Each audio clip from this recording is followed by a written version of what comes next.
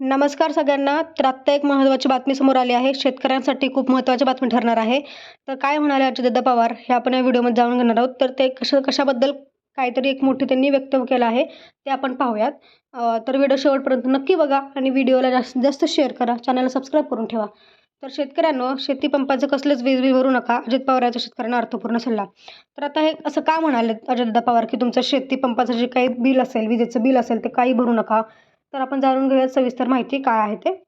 शेतकऱ्यांनो, शेतीपंपाचे कसलेच वीज बिल भरू नका, असा अजित पवार यांचा शेतकऱ्यांना अर्थपूर्ण सल्ला. पाहूयात आपण सविस्तर माहिती काय आहे ते. राज्यातील महायुती सरकारने शेतकऱ्यांसाठी मोफत वीज बळीराजा सन्मान योजना सुरू केली असून यात शेतकऱ्यांचे मागील थकीत वीज बिल माफ केले आहे. 7.5 HP पर्यंतचा कृषी पंपाचा पुरवठा मोफत केला असून मागील वीज बिलाची थकबाकी द्यायची नाही आणि पुढील वीज बिलही भरायचे नाही, असा अर्थपूर्ण सल्ला राज्याचे उपमुख्यमंत्री अजित पवार यांनी तेथे दिला. उदगीर येथे उपमुख्यमंत्री पवार यांची जनसन्मान यात्रा झाली.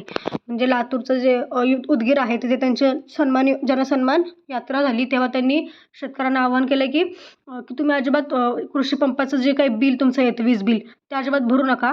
कारण त्यांनी एक योजना चालू केली आहे, मोफत वीज बळीराजा सन्मान योजना. त्याच्यामध्ये तुम्हाला कुठलंही विजेचं बिल भरायचं नाही आहे. तसेच मागील तुमचं कुठलं बिल असेल ते थकीत असेल तेही तुम्हाला माफ केलं जाणार आहे. तसेच 7.5 HP पर्यंतचा कृषी पंपाचा वीज पुरवठा मोफत केलेला असून मागील वीज बिलाची थकबाकी द्यायची नाही आणि पुढचं कोणतंही वीज बिल भविष्यातलंही भरायचं नाही आहे.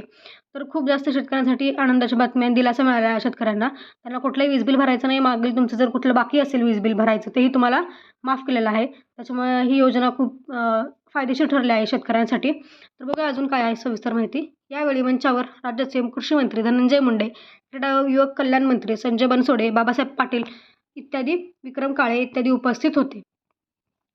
बघा म्हणजे शेतकऱ्यांना खूप मोठा फायदा आहे. तुमचं जे कृषी पंप किंवा शेती पंपाचे जी वीज बिल आहे तुमचं माफ करण्यात आलेलं आहे. तसेच मला पुढेही कुठलंही वीज बिल भरायचं नाही आहे. पुढील काळात महायुती सरकार सत्तेत आल्यानंतर सर्व योजना कायमस्वरूपी सुरू राहतील. म्हणजे जर पुढच्या ह्याच्यात मतदानामध्ये जरी हे महायुती सरकारच राहिलं तर सगळ्या योजना अशाच पुढे चालू राहणार आहेत.